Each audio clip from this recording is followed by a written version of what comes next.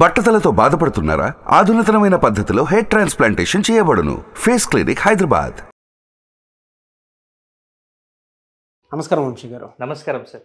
పిల్లల్లో మనం చూస్తే అండి, ఏజ్ పెరిగే కొద్దీ మనకు కొన్ని విషయాలు తెలుస్తూ ఉంటాయి. అవును సార్. లెర్నింగ్ డిజబిలిటీస్ అంటే నేర్చుకునే విధానంలో వెనకబడిపోతూ ఉంటారు, లేదా ఇంట్రెస్ట్ చూపించకుండా పోతారు. లేదు అని అంటే వాళ్ళకి ఎందుకో నేర్చుకోవాలన్నటువంటి ఇంట్రెస్ట్ తగ్గిపోతూ వస్తూ ఉంటుంది. దానికి గల ప్రధాన కారణాలు ఏంటి? దాని నుంచి బయటపడాలి అంటే అసలు ఏం చేయాలి?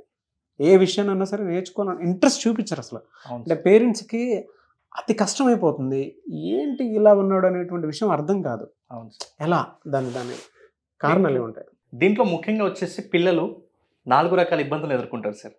ఒకటి వచ్చేసి చదవడంలో ఇబ్బందులు ఎదుర్కొంటారు, ఇంకొకటి రాయడంలో ఇబ్బందులు ఎదుర్కొంటారు, ఇంకొకటి గణితం చేయడంలో ఇబ్బందులు ఎదుర్కొంటారు. నెక్స్ట్ ఎవరైనా అంటే టీచర్ కావచ్చు, ఫ్రెండ్స్ కావచ్చు, ఒక విషయాన్ని వాళ్ళకి చెప్పినప్పుడు వాళ్ళు నేర్చుకుంటారు, కానీ తిరిగి చెప్పడంలో ఇబ్బందులు ఎదుర్కొంటారు సార్. దీన్నే సైకాలజీ భాషలో డిస్లెక్సియా, డిస్గ్రాఫియా, డిస్కాల్కులియా, అలాగే డిస్ఫేసియా అంటారు సార్. ఈ 4 పిల్లల్ని పట్టి పీడిస్తున్న సమస్యలు సార్. అయితే ప్రతి ఒక్కరికి కూడా ఈ సమస్య ఉంటుందని చెప్పలేము, కానీ కొంతమందికి మాత్రం వాళ్ళని ఎంత ప్రయోగించినా, వాళ్ళ మీద ఎన్నిసార్లు చెప్పినా కూడా వాళ్ళు నేర్చుకోలేరు. మనం ప్రతిసారి వాళ్ళ మీద ఒత్తిడి తీసుకొస్తుంటాం, కానీ ఆ ఒత్తిడి తీసుకురావడం కరెక్ట్ కాదు. వాళ్ళకు ఈ లెర్నింగ్ డిజబిలిటీ తోటి ఇబ్బంది పడుతున్న విషయాన్ని పేరెంట్స్, టీచర్స్ తెలుసుకొని వాళ్ళకి సెపరేట్గా చెప్పాలన్నమాట సార్. ఓకే, ఎలా అండి? అంటే ఎటువంటి కారణాలు వాళ్ళకి వెనకబడిపోయేలా చేసే అవకాశం ఉంటుందంటారు? నేర్చుకోలేని పరిస్థితి ఎందుకు వచ్చేస్తుంది పిల్లలు? ఫస్ట్ వచ్చేసి ఇదైతే నేర్చుకోవడంలో ఇబ్బందులు ఎదుర్కొంటున్నారో ఇది వంశపారంపర్యం అంటారు కదా సార్, జెనెటికల్గా అలాంటి సమస్యలు ఎదురవుతాయి అనమాట. అంటే వంశపారంపర్యంగా వాళ్ళ ఇంట్లో వాళ్ళ ఫాదర్ కానీ, మదర్ కానీ, వాళ్ళ ఇంకా మిగతా వాళ్ళు ఉంటారు కదా, ఆ వంశపారంపర్యం అంటారు కదా, దాని ద్వారా ఈ లెర్నింగ్ డిజబిలిటీ అనేది వ్యాపిస్తుంది సార్. అంటే పిల్లల మీద ఎఫెక్ట్ చూపిస్తుంది. నెక్స్ట్ వచ్చేసి వెరీ వెరీ ఇంపార్టెంట్ ఏంటంటే, మదర్ ప్రెగ్నెన్సీలో ఉన్నప్పుడు, అంటే శిశువు తల్లి కడుపులో ఉన్నప్పుడు ఏదైతే ఇబ్బందులు, ఆటంకం కలిగినప్పుడు అక్కడ జరిగే ఏదైతే డిస్టర్బెన్స్ ఉంటుందో అది డైరెక్ట్గా శిశువు మీద పడుతుంది సార్. అంటే బ్రెయిన్ సరిగా మెచ్యూర్ అవ్వకపోవడం ఉంటుంది కదా, అది చాలా చాలా ప్రభావితం చేస్తుంది శిశువు పుట్టిన తర్వాత. అంటే ఇది మెయిన్గా తల్లి గర్భంలోనే తను స్ట్రగుల్ స్టార్ట్ అయిపోతాయి అనమాట. అంటే తను వేసుకునే మెడిసిన్ నుంచి కావచ్చు, లేదనుకుంటే తను ఇంకా వేరు సిచ్యువేషన్స్ ఉంటాయి. జస్ట్ సిచ్యువేషన్ ఏమంటే, తను ఫర్ ఎగ్జాంపుల్ ప్రెగ్నెంట్ ఉన్న లేడీ వేరే రకమైన ఎన్విరాన్మెంట్లోకి వెళ్ళినప్పుడు అక్కడ కొన్ని రకాలమైన విషవాయువులు ప్రదర్శించే ప్లేసెస్ చాలా ఉంటాయి. అలాంటి ప్లేస్లో తను వెళ్ళినప్పుడు ఒక రకమైన సెన్సేషన్ వస్తుంది సార్ ప్రతి మనిషికి కూడా. అంటే మనము ఏమైపోతుందంటే అక్కడ మనకే ఎక్కువ సమయం ఉండబుద్ధి కాదు. అలాంటి టైంలో ఏమవుతుందంటే హార్మోన్స్ ఇంబ్యాలెన్స్ అవుతుంటుంది, అంటే ఒక రకమైన ఉద్వేగానికి లోన్ అవుతుంటారు. సో అలాంటి సిచ్యువేషన్లో తల్లి ఏదైతే అన్కంఫర్ట్గా ఫీల్ అవుతుందో, సేమ్ కడుపులో ఉన్న బిడ్డ కూడా అలాంటి అన్కంఫర్ట్నెస్ ఫీల్ అవుతారు. కాబట్టి అది మెదడు మీద చాలా ప్రభావితం చేస్తుంది. కాబట్టి ప్రతి పేరెంట్ అంటే బయట నుంచి వచ్చేటువంటి ఫారెన్ పార్టికల్ ఒంటి మీద ఎప్పుడైతే మదర్ ప్రెగ్నెన్సీతో ఉన్నప్పుడు తను ఏ రకమైనటువంటి ఫీలింగ్ని, అంటే సింపుల్గా చెప్పాలంటే నాసియా, వామిట్ ఫీల్ వచ్చినప్పుడు బాడీ ఏ విధంగా అయితే అయిపోతూ ఉంటుందో అది వెంటనే పిల్లల బ్రెయిన్ మీద ఎఫెక్ట్ పడే అవకాశం ఉంటుంది. దానివల్ల కూడా పిల్లలకి అట్లాంటి డిజబిలిటీస్, లెర్నింగ్ డిజబిలిటీస్ వచ్చే అవకాశం ఉంటుంది. కాబట్టి రూట్ ప్రాబ్లం ఇది చాలా. Thank you sir. కాబట్టి ప్రెగ్నెన్సీ ఉన్నప్పుడు ఎక్కువగా అలాంటి ప్లేసెస్కి వెళ్లకుండా ఉండాలి. ఇంకొకటి స్ట్రెస్గా, యాంగ్జైటీగా, డిప్రెషన్గా పేరెంట్ అస్సలే ఉండకూడదు అనమాట. తల్లి ఈ విషయాల పట్ల ఖచ్చితమైన జాగ్రత్తలు తీసుకోవాలి, ఎందుకంటే కడుపులో ఉన్నటువంటి శిశువు మీద ఎఫెక్ట్ పడుతుంది. నెక్స్ట్ వచ్చేసి పుట్టిన తర్వాత కొంతమంది ఏమంటే ప్రీమెచ్యూర్ బేబీ అని పుడతారు. అలాంటి వాళ్ళకు కూడా బ్రెయిన్ ఫంక్షనింగ్ అనేది కరెక్ట్గా ఉండదు. అట్లాంటి టైంలో కూడా పిల్లలకి ఈ లెర్నింగ్ డిజబిలిటీ వచ్చే అవకాశం ఉంటుంది సార్. కాబట్టి పిల్లలు పుట్టిన తర్వాత కూడా అలాంటి డిజబిలిటీస్ రాకుండా జాగ్రత్త పడాలి. ఇంకా ముఖ్యంగా వచ్చేసి పుట్టి పెరిగే క్రమంలో ఏదైనా కొన్ని ఇంజురీస్ జరుగుతుంటాయి. ఇంజురీస్ జరిగినప్పుడు, అంటే తలకి ఏదైనా బలమైన గాయాలు తగినప్పుడు కూడా పిల్లలు ఒక రకమైన డిప్రెషన్లోకి వెళ్ళిపోతారు. ఆ టైంలో కూడా వాళ్ళకి ఆ లెర్నింగ్ డిజబిలిటీస్ వచ్చే అవకాశం ఉంటుంది. ఇంకా ఎప్పుడెప్పుడు వస్తుందంటే ఎన్విరాన్మెంట్ సార్, ఫ్యామిలీ ఎన్విరాన్మెంట్ కూడా. అంటే ఫ్యామిలీ ఎన్విరాన్మెంట్ సరైన పోషకాహారం అందించకపోవడం ఫ్యామిలీలో, లేదనుకుంటే మంచి మోటివేషన్ లేకుండా ఉండడం, ఇలాంటి ప్రాబ్లమ్స్ ఉన్నప్పుడు కూడా తను లెర్నింగ్ డిజబిలిటీస్ ఆటోమేటిక్గా తనకు వచ్చేస్తుంది. ఎందుకంటే తనకు అవేర్నెస్ ఉండదు. అలాంటి సిచ్యువేషన్ పేరెంట్స్ కల్పించకపోతే ఈ అబ్బాయి కూడా నేర్చుకోవడంలో వెనకబడిపోతాడు. నెక్స్ట్ ఇంట్లో ఎలాగైతే ఉందో సేమ్ అలాగే స్కూల్లో కూడా లెర్నింగ్ ఎన్విరాన్మెంట్ అనేది చాలా చాలా ఇంపార్టెంట్. ఎందుకంటే టీచర్లు అందరికీ ఒకే రకంగా చెప్తే ఎవరైతే ఈ లెర్నింగ్ డిజబిలిటీస్ ఉన్నారో వీళ్ళు నేర్చుకోవడంలో చాలా ఇబ్బందులు ఎదుర్కొంటారు. మనం ఇంతకు ముందు ఒక వీడియో చేసాం సార్, విజువల్ ఆడిటరీ కైనెస్థెటిక్ పర్సన్స్ని ఎలా అర్థం చేసుకోవాలి, ఎలా చెప్పాలని చేసాం కదా. సేమ్ అలాంటి మెథడ్సే టీచింగ్ మెథడ్స్లో కూడా వాడాలి. ఎవరైనా అలాంటి స్పెషల్ నీడ్స్ ఉన్నటువంటి పిల్లలు ఎవరైతే ఉంటారో వాళ్ళు ఈ డిజబిలిటీ ఉంది అని టీచర్స్కి తెలిసితే అప్పుడు వాళ్ళు ఆ లెర్నింగ్ స్టైల్ అనేది మార్చాలి.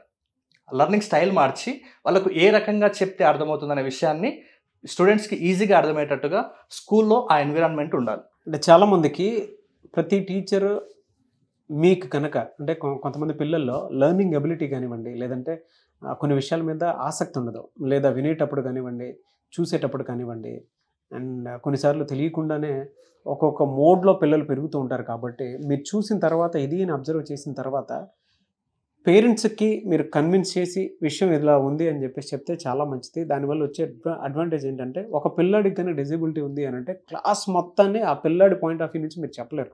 బట్ పేరెంట్కి కనుక మీరు చెప్తే పిల్లల్ని మీరు బాగా చేసినటువంటి వాళ్ళు అవుతారు.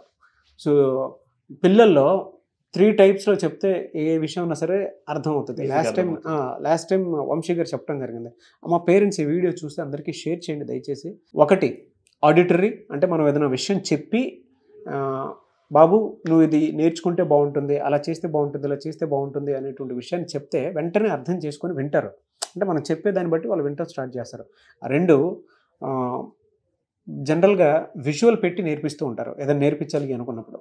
సో దాన్ని విజువల్ మోడ్లో చెప్తేనే అర్థమవుతూ ఉంటుంది. అంటే సీన్ టు సీన్ చెప్తే విషయానికి తగ్గట్టు ఇంట్రెస్ట్ క్రియేట్ చేసి చెప్తే స్టోరీ టెల్లింగ్ లాగా చెప్తే డెఫినెట్గా వాళ్ళు వింటారు. సో కొట్టే తెచ్చిలా అని కాకుండా. 3 కైనెస్టిక్, అంటే కొన్నిసార్లు కొన్ని విషయాలు మనం చెప్పేటప్పుడు పిల్లలకి అది ఎక్కకపోవచ్చు. సో ఎక్కడన్నా సపరేట్ ప్లేస్లోకి తీసుకువెళ్ళి పిల్లల్ని కనుక కూర్చోబెట్టి చెప్తే దానివల్ల డెఫినెట్గా అడ్వాంటేజెస్ ఉంటాయి. అంటే కొన్ని విషయాలు ఇప్పుడు మనం స్పిరిచువల్ ప్లేసెస్కి వెళ్ళినప్పుడు అక్కడ ప్రశాంతత ఏ విధంగా అయితే కోరుకుంటామో అలాగే పిల్లల్లో కూడా మన ఇంట్లో వాతావరణం నచ్చినప్పుడు వేరే చోటుకి తీసుకువెళ్ళి కొన్ని విషయాలు చెప్పి అర్థం చేసుకునేలాగా చెప్తే ఆసక్తి పెరిగే అవకాశం ఉంటుంది. నిజంగా సార్, అంటే మీరు చెప్పినట్టు ప్రీవియస్ వీడియోలో చెప్పినటువంటి content really good. Hats off to you. Thank you sir. Next వచ్చేసి ప్రతి స్టూడెంట్ కూడా ఎక్కువగా ఎమోషనల్ అవ్వకూడదు సార్. ఎక్కువ ఎమోషనల్ అయినప్పుడు వాళ్ళకు అంటే స్ట్రెస్గా, యాంగ్జైటీగా, డిప్రెషన్గా ఫీల్ అయినప్పుడు స్టడీస్ మీద ఇంట్రెస్ట్ ఉండదు, కాన్సన్ట్రేషన్ ఉండదు, వాళ్ళకి మోటివేషన్ కూడా కరెక్ట్ ఉండదు. ఇలాంటి టైంలో కూడా వాళ్ళు ఎవరైతే ఎక్కువగా ఈ ఎమోషన్ని తట్టుకోలేక ఉంటారు కదా, వీళ్ళు కూడా లెర్నింగ్ డిజబిలిటీని కోల్పోతారు. నెక్స్ట్ మెయిన్ వచ్చేసి మనం దాని మీద ఎక్కువ రీసెర్చ్ చేస్తాం కాబట్టి ఈజీగా చెప్పగలుగుతున్నాం సార్. ఎవరైతే న్యూరాన్ ఇష్యూస్ ఉంటాయి సార్ చాలామంది పిల్లలకి, అంటే పుట్టిన తర్వాత కూడా, ఎందుకంటే బ్రెయిన్ ప్రాసెసింగ్ కానీ, ఆ న్యూరాన్స్ మధ్య కనెక్షన్ కానీ, ఆ స్పీడ్ కానీ వాళ్ళు ప్రాక్టీస్ చేయరనమాట. నేను అదే చెప్తాను, మెమొరీ అనేది ఒక స్కిల్, దాన్ని ఎవరైనా పెంచుకోవచ్చు విత్ ప్రాక్టీస్. కాబట్టి కొంతమందికి అలాంటి ఇష్యూస్ ఉండడం వల్ల కూడా వాళ్ళకి లెర్నింగ్ డిజబిలిటీ వస్తుంది. ఒకవేళ అలాంటి వాళ్ళు ఎవరైనా ఉంటే ఖచ్చితంగా మన క్లాసెస్కి అటెండ్ అవ్వండి, వాళ్ళు ఫ్రీ అయిపోతారు. ఓకే. నెక్స్ట్ మెయిన్ ఇంపార్టెంట్ ఏంటంటే లాంగ్వేజ్ సార్. పిల్లలకి చిన్నప్పటి నుంచి కూడా లాంగ్వేజ్ అనేది సరిగా రాదు.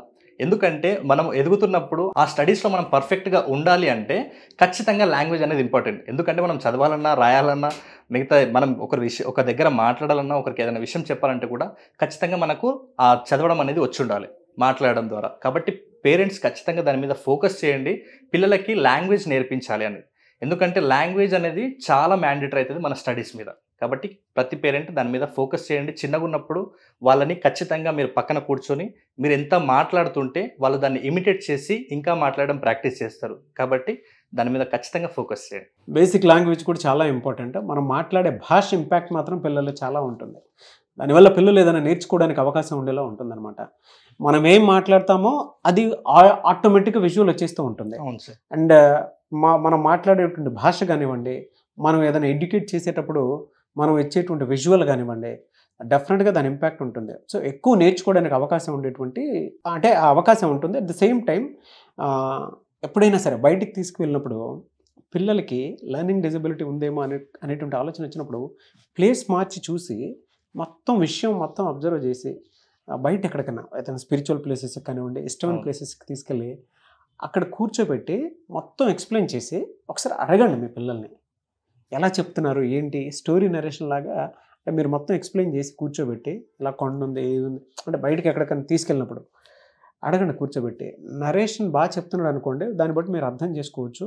సో మా వాడి కనెస్టిక్ అంటే లెర్నింగ్ డిజబిలిటీలో ఈ ప్రాసెస్లో ఉన్నాడు అంటే మేము ఇక్కడి నుంచి వేరే చోటుకి వెళ్ళి ఏదైనా సరే విషయం చెప్పాలి అన్న, నేర్పించాలి అన్న ఇంట్రెస్ట్ క్రియేట్ అయ్యేలా ఉండే చేస్తే వాళ్ళు డెఫినెట్గా ఫార్మేట్లోకి వచ్చి వింటారు అనేటువంటి ఆలోచన మీకు వచ్చేస్తుంది.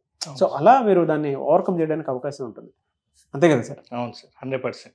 ఎలా సార్ అంటే దీన్ని ఓవర్కమ్ చేయాలి అంటే పేరెంట్స్ ఏం చేయాల్సినటువంటి అవసరం ఉందంటే? ముఖ్యంగా దీన్ని ఓవర్కమ్ చేయాలంటే సార్ వీళ్ళకు ఇండివిజువల్ ఎడ్యుకేషన్ ప్లాన్ అనేది చేయాలి. అంటే ప్రతి విద్యార్థితో పాటు అంటే క్లాస్లో ఒక 30 మంది ఉన్నారంటే ఈ 30 మందికి చెప్పిన మెథడ్స్ వీళ్ళకి మీద ఫాలో చేస్తామంటే వర్కౌట్ అవ్వదు. వాళ్ళు ఇంకా లోనికి వెళ్ళిపోతుంటారు స్టడీస్లో, వాళ్ళు ఎప్పుడు కూడా ముందుకు రాలేరు. కాబట్టి వాళ్ళకు ఇండివిజువల్గా ఎడ్యుకేషన్ ప్లాన్ రెడీ చేయాలి, టీచర్స్ కానీ లేదంటే పేరెంట్స్ కానీ చేసి వాళ్ళని ముందుకు తీసుకెళ్ళాలి. ఇంకా ముఖ్యంగా వచ్చేసి మనం ఇంతకుముందు మాట్లాడుకున్నాం కదా విఏకే అని, విజువల్ ఆడిటర్ కైనెస్థెటిక్, దీని మీద ఖచ్చితమైన ఫోకస్ చేయాలి సార్. అంటే వాళ్ళకి స్పెషల్ లెర్నింగ్ ఎన్విరాన్మెంట్ ఒకటి క్రియేట్ చేయాలి. వాళ్ళకి ఏ రకమైన స్కిల్స్ ఓరియంటెడ్ చెప్పాలి, వాళ్ళు విజువలా ఆడిటరా కైనెస్థెటికా, మీరు అబ్జర్వ్ చేయండి. ఆ వీడియో ఒకసారి ఎవరైనా చూడకపోతే ఖచ్చితంగా చూడండి. ఎందుకంటే ఆ పర్సన్ ఆడిటరీ పర్సన్ ఉన్నాడు అనుకోండి, తనకి విజువల్ రూపంలో చెప్పినా లేదంటే కైనెస్థెటిక్ ఫీల్ ఉన్నటువంటి ఆ రూపంలో చెప్పినా వేస్ట్ ఆ పర్సన్కి. కాబట్టి ఆ పర్సన్ ఏ కేటగిరీ అనేది మీరు ఈజీగా ఫైండ్ అవుట్ చేయొచ్చు. ఒకవేళ అట్లాంటి ఏమైనా ప్రాబ్లమ్స్ ఉంటే కూడా నన్ను కాంటాక్ట్ అయినా కూడా మీకు క్లారిటీగా ఇచ్చేస్తాను నేను. డెఫినెట్గా సార్. ఎనీవేస్ చాలామంది పిల్లల్లో ఉండే మనం కొన్ని డిజబిలిటీస్ చూస్తూ ఉంటాము. లేదంటే ఫోకస్డ్గా ఉండరు, కాన్సన్ట్రేట్ చేయలేరు, లేదంటే పిల్లలు ఇష్టం వచ్చినట్లు బిహేవ్ చేస్తూ ఉంటారు, అతి కోపాన్ని ప్రదర్శిస్తూ ఉంటారు, ఇంట్లో పెద్దవాళ్ళ మాట వినకుండా ఉంటూ ఉంటారు. అటువంటి వాళ్ళు మిమ్మల్ని అప్రోచ్ అవ్వాలి అని అంటే, మీ దగ్గర కౌన్సిలింగ్ తీసుకోవాలి అని అంటే ప్రాసెస్ ఏంటి, అండ్ దాంతోపాటు ఆన్లైన్ కోర్స్ ఏమైనా ఉందా? అవును సార్, ఎవరైనా అపాయింట్మెంట్ తీసుకోవాలంటే ఇక్కడ స్క్రీన్ మీద కనబడే నెంబర్కి కాల్ చేయండి, మా టీం మీకు వివరాలు అందిస్తుంది. అండ్ ఎవరైనా క్లాసెస్కి అటెండ్ అవ్వాలంటే కూడా ప్రతి సండే కూడా ఒక డెమో కండక్ట్ చేస్తాం, ప్రతి మండే ఒక న్యూ బ్యాచ్ స్టార్ట్ చేస్తాం. సో క్లాసెస్కి డెమోస్ విన్న తర్వాత మీరు క్లాసెస్లో కూడా అటెండ్ అయితే ఇంకా ఇలాంటి నాలెడ్జ్ చాలా తీసుకుంటారు. ముఖ్యంగా మీరు ఇబ్బందులు పడుకుంటూ అట్లే కంటిన్యూ చేయకండి. ఒక సమస్య ఉందంటే దానికి ఖచ్చితమైన పరిష్కారం కూడా ఉండే ఉంటుంది. కాబట్టి మీరు అలాగే మీ పిల్లల్ని ఇబ్బంది పడుకుంటా వాళ్ళు ఇంకా అట్లాగే చూద్దాంలే తర్వాత చూద్దాంలే అని కాకుండా వాళ్ళని స్ట్రెస్ ఫ్రీ చేసేయండి. ఆ ఎడ్యుకేషన్లో ఇబ్బంది పడకుండా వాళ్ళు సాఫీగా ఒక స్టడీస్ని అంటే ఇబ్బందిగా కాకుండా ఫ్రీగా వాళ్ళు చదువు అంటే ఆసక్తి పెంచుకునేలా చేయాల్సిన బాధ్యత ప్రతి ఒక్కరి మీద ఉంది. కాబట్టి వాళ్ళని ఇబ్బంది పెట్టకుండా మీరు వాళ్ళ సమస్య ఏదైతే ఉందో దాన్ని పరిష్కారం చేయండి.